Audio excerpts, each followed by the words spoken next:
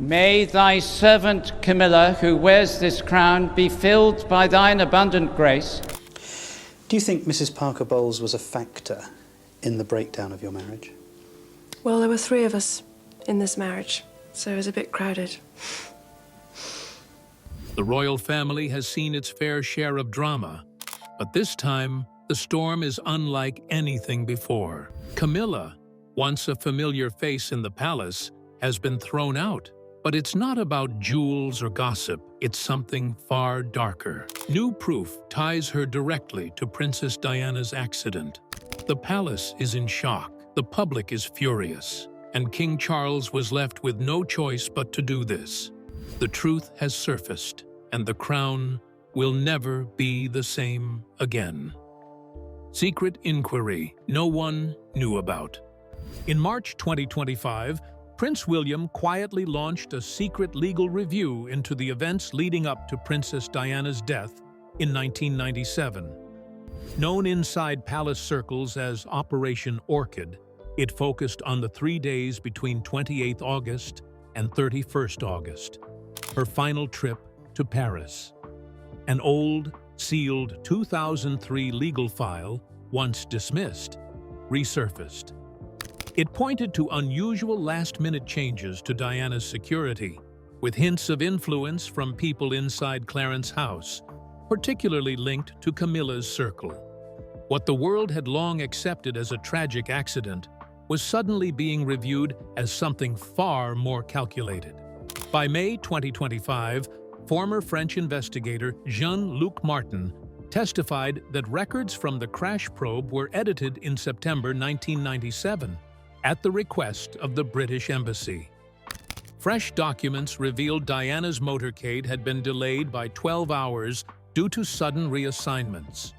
Surveillance logs also showed palace emails marked Legacy ISI, containing cryptic phrases about handling destabilizing risk. Then came the biggest shock. A whistleblower from Mi6 leaked encrypted voice files. One, dated 29th August 1997, featured Camilla's voice asking, "Are you sure the escort can wait?" That same escort was delayed 45 minutes and never reached safety. Hours later, Diana died in the Alma Tunnel. The inquiry's final report revealed her security team had been cut from 4 people to just 1 minute before entering the tunnel. When William read the findings, he reportedly said behind closed doors, "This wasn't incompetence. This was betrayal." But the revelations didn't stop there. In June 2025, experts authenticated 2 personal letters Diana wrote, one in October 1996, another in June 1997. Both were chilling. The first warned, "Camila has more power than anyone believes." The second, written just weeks before her death, stated, "If anything happens to me on the trip, open this." These letters, alongside recovered palace emails using phrases like "destabilization may be required," turned years of suspicion into undeniable evidence. On 15th June, Diana's letters went public. Within hours, justice for Diana trended in over 80 countries, and Parliament launched an emergency debate. The impact was explosive. Camilla's influence, once whispered about, was now inked in Diana's own handwriting. The world was watching. And the final blow? That would come from inside the palace itself, when Princess Anne uncovered a hidden financial link tying Camilla directly to the night of the crash. Princess Anne uncovers the hidden trail. By July 2025, Princess Anne, known for her sharp mind, decided she couldn't just stand by. Operation Orchid had revealed plenty, but Anne believed the palace needed something stronger than emotional testimony. She wanted hard proof. Her focus? Money. Working with Edward Septon, the royal family's trusted auditor for decades, Anne began tracing Clarence House's financial records from 1996 to 1998. It didn't take long before she found something that didn't add up. On 29 August 1997, just 2 days before Diana's death, $2.4 million had been wired from a hidden offshore trust in the Cayman Islands to a private contractor in Paris. The company, Lucentia Global, was not on the royal payroll. It had no contracts with Mi-6, no official ties to the palace. Yet, it's only a recorded assignment? A vehicle transfer operation during the very weekend Diana died.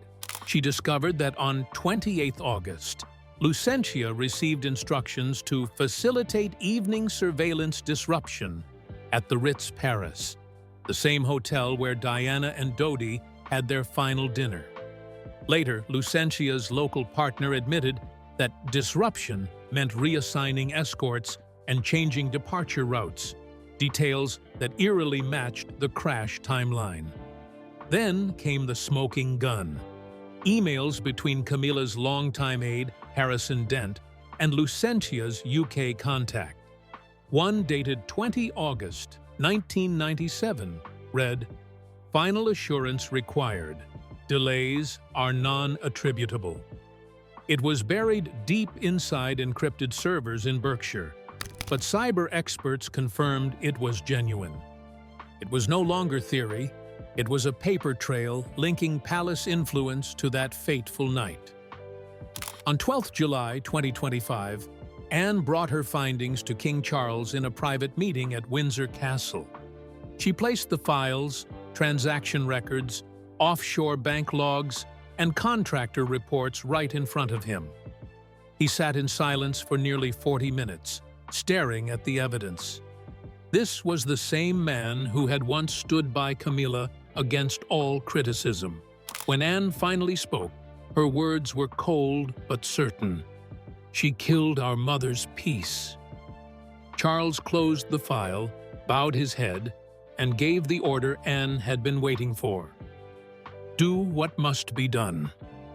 The palace could no longer bury the truth, but someone had warned of this years earlier. The question now is, can you guess who it was? Prince Harry warns. Prince Harry has never hidden his dislike for Camilla, and in his memoir, Spare, along with the interviews that followed, he made it clear that she was one of the central villains in his story.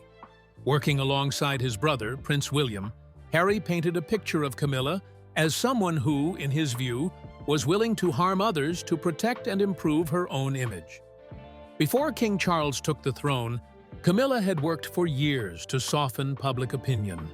She took on charity work, carried out royal duties, and slowly gained acceptance, even winning Queen Elizabeth's public support when she was named Queen Consort just ahead of the Platinum Jubilee in 2022. But to Harry, this transformation came at a cost. He accused her of using underhanded tactics to gain sympathy, even if it meant damaging those around her, including himself. In his first interview with ITV's Tom Bradby, Harry criticized the way the royal family handles the press, accusing them of briefings, leakings, and plantings to shape public perception. He said some royals had gotten into bed with the devil, meaning they cooperated with the media even at the expense of others. He alleged that Camilla had leaked a private conversation with William early on, though the Telegraph later reported the leak came from her former assistant, who was later fired. In Spare, Harry claimed his father and Camilla's PR team deliberately damaged his reputation to protect their own, including leaking stories about his past drug use in 2002.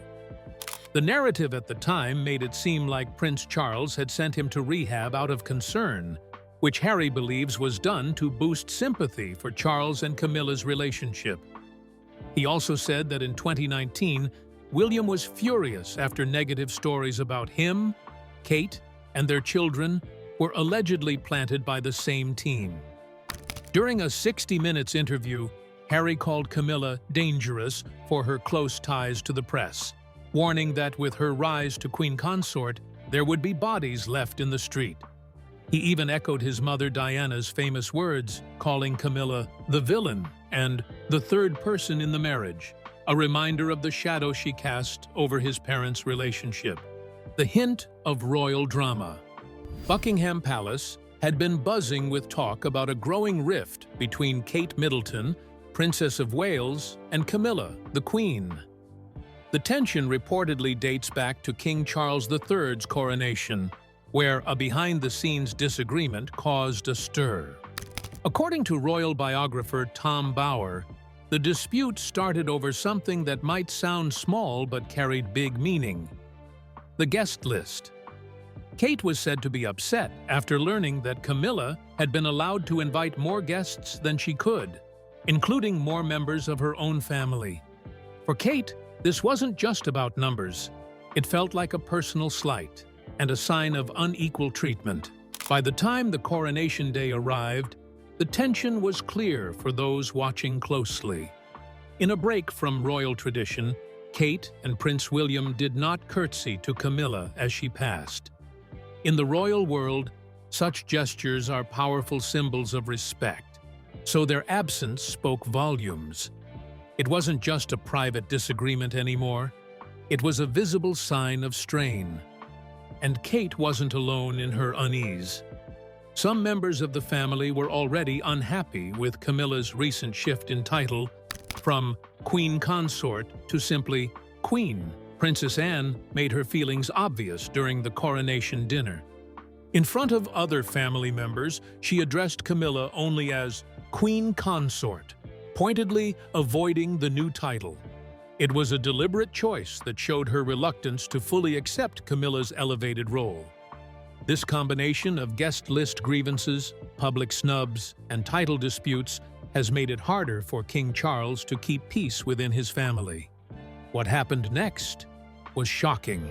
William's demands arrest. It wasn't until Prince William stepped forward that the reckoning truly began. The turning point came inside Kensington Palace, where William shattered royal silence with a move that shook both the monarchy and the world. On 16 July 2025, William summoned his top legal advisor, Sir Daniel Grace-Mark, for an emergency meeting. He came armed with everything: Anne's detailed financial report, Diana's letters, and the complete findings of Operation Orchid. By mid-morning, he took an unprecedented step. At exactly 9 a.m., William signed a royal warrant under the Crown Integrity Act of 2019, a law rarely used except in cases of the highest betrayal. His target was none other than Camilla, Queen Consort of the United Kingdom. Within hours, the palace gates were locked. There were no leaks, no official statements. At 2 p.m., 2 unmarked cars quietly entered Clarence House. Camilla, unaware of what was about to unfold, was on a private call with her sister, Annabel Elliot. Moments later, a senior officer stepped into her study and calmly told her, "Under authority of the sovereign's estate, you are being placed under palace confinement, pending charges of treason and conspiracy to misuse state assets." Staff members later said she went pale, spoke just one word, "William," and said nothing else. By 4 p.m., a sealed arrest order was delivered to King Charles. Visibly shaken, Charles signed it after a long pause, reportedly saying, "For Diana, for the truth." The next day, Camilla was officially placed under royal house arrest. She was moved to the east wing of Balmoral Castle, placed under 24-hour watch, stripped of her security team, and had all her communications monitored. Publicly, she still held the title of Queen Consort. Privately, she was now a prisoner. When news broke on 18 July, the world reacted instantly. Headlines screamed, "Camilla under arrest, monarchy in crisis." The hashtag Justice for Diana exploded, with over 4 million tweets in half a day. Protesters gathered outside Clarence House and Buckingham Palace, holding signs that read, "30 years too late." For the first time in modern history, the people, the law, and the crown stood united. Camilla could no longer hide behind her royal title, but her fate wouldn't be decided behind palace walls. The real battle was about to erupt in Westminster Hall, where her interrogation would shake the kingdom to its core. The trial that shook Westminster Hall. On 24th July 2025, Camilla's royal tribunal began inside the historic Westminster Hall. Under the watchful gaze of Queen Elizabeth's portrait, the grand chamber was packed. Reporters, lawyers, royal staff, and members of the public filled every seat.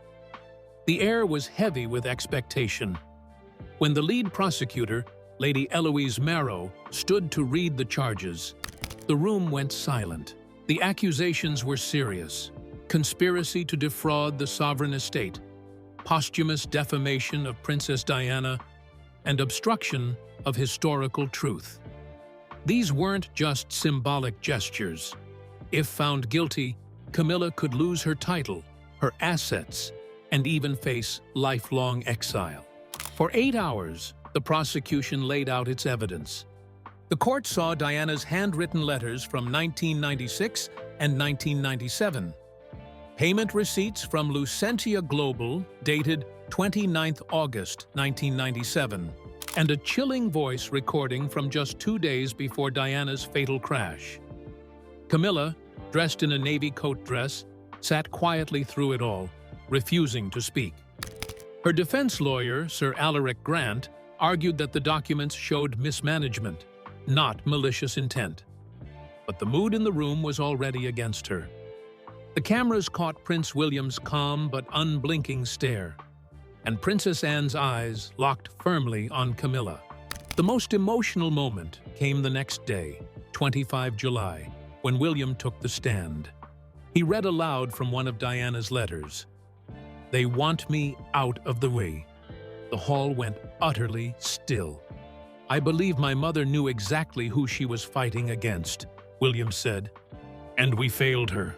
His voice was steady, but the weight of his words hit harder than any piece of evidence. When asked if he forgave Camilla, he replied, "Forgiveness is not mine to give. Justice is." On 28th July 2025, the verdict came guilty.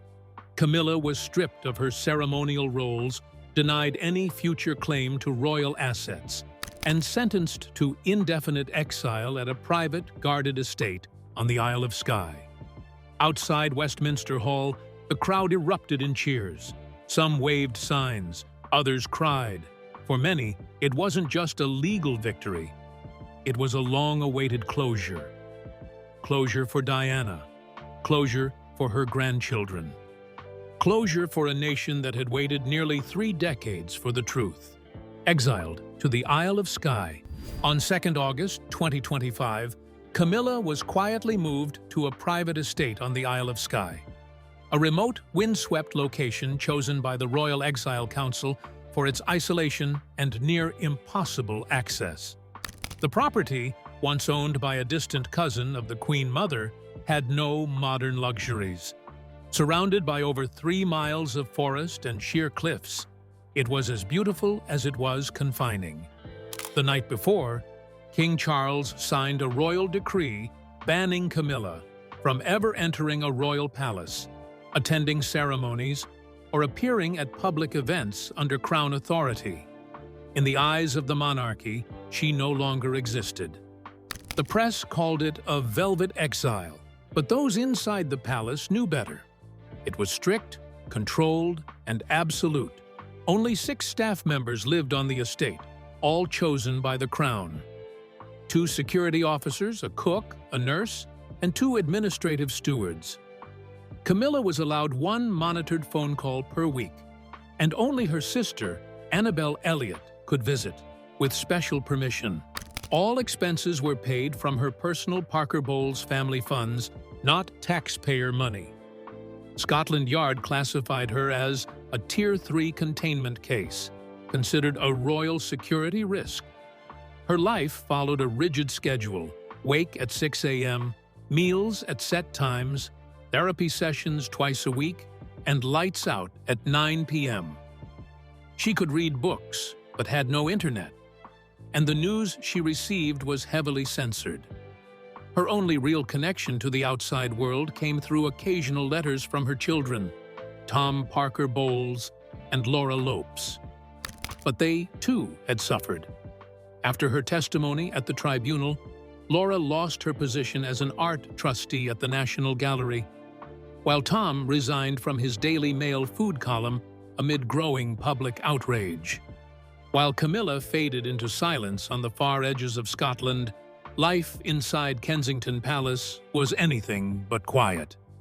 Prince William, more determined than ever, turned his attention to the question that had haunted him for nearly 30 years. Who else knew?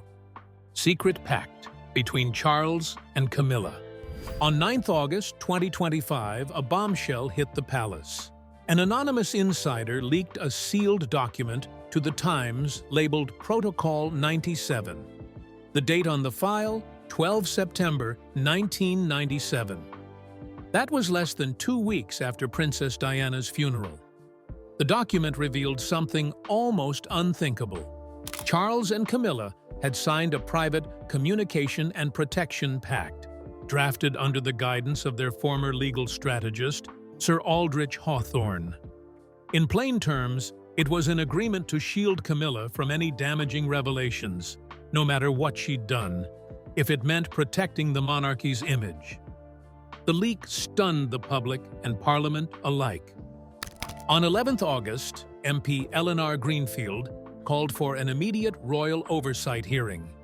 Inside the file were also notes from Charles's private secretary acknowledging reports of unusual contact between Camilla's aides and unidentified external security agencies in the summer of 1997. There was no outright confession, but the implication was undeniable. Charles had known about Camilla's questionable dealings from the very beginning, and he had stayed silent. When Charles faced the Royal Advisory Committee on 13th August, witnesses said he looked shaken. His only recorded admission was brief but telling. "I loved her enough to protect her, even when I feared the worst." Those words, leaked through unofficial palace channels, lit a fresh fire of public anger. The hashtag #ProtectDiana exploded online, reaching over 5 million mentions in just 24 hours. But this time, the outrage wasn't only about Camilla. People began openly questioning Charles's own role, not just in the cover-up, but in the pain endured by William and Harry. The monarchy found itself standing in the middle of a storm made of decades-old secrets, all now dragged into the daylight. Camilla's exile had been a shock. This revelation was an earthquake. And yet, while Camilla faded into silence and Charles's confidence faltered, someone else began to rise. Catherine, Princess of Wales, started building something the crown couldn't manufacture: public trust rooted in honesty. She didn't do it with grand speeches or staged moments, but with quiet resolve. In the weeks ahead, it wouldn't be courts or royal decrees that secured Diana's legacy. It would be her daughter-in-law, carrying that memory not as a burden, but as armor. Catherine locks Diana's legacy for Charlotte. By 18th August 2025, 3 weeks after the tribunal's verdict, Catherine made a quiet but powerful move at Kensington Palace. She called in the royal archivists for a task that spoke volumes without a single press release. In the secure heirloom vault, now fitted with biometric dual-access locks, Catherine placed a sealed envelope. On it was written, "For Charlotte, from your grandmother, through me." Inside was her formal order to legally assign all of Princess Diana's treasured belongings to the direct Wales bloodline. From that day on, Diana's sapphire ring, the Spencer tiara, her handwritten diaries, and other personal keepsakes would no longer be under general royal control. They were set to pass directly to Princess Charlotte on her 18th birthday in 2043. No exceptions, no loopholes. There were no photographers, no speeches. But by 20th August, the news had quietly slipped out through palace aides. The reaction was immediate. More than 400,000 people signed an open letter thanking Catherine for restoring dignity to Diana's name. Even some longtime critics of the monarchy admitted it was an act of true grace. To the public, it felt like a wound finally being closed. A promise that Diana's memory would never again be exploited, mishandled, or turned into political currency. Catherine had done what no tribunal or legal ruling could. She made Diana's spirit untouchable. Behind the scenes, palace policy shifted. A new unit, the Wales Legacy Trust, was created to care for Diana's belongings, rotating them for educational displays and keeping them in pristine condition. Lady Rachel Montford, Diana's former archivist and Charlotte's godmother, was appointed to lead it. She would answer only to Catherine. For the first time, a royal collection wasn't governed by dusty tradition or faceless committees. It was guided by a mother's promise. "This isn't about ownership," Catherine told her staff quietly. "It's about guardianship." That line, later quoted in the Telegraph, was celebrated as the beginning of a new kind of royal stewardship. With Diana's legacy now locked in place and Charlotte's inheritance secured, the family could begin to heal. But the public's final judgment is still to come. What do you guys think about Princess Charlotte? Let us know in the comments below. We hope you enjoyed this video. Stay tuned for more amazing stories.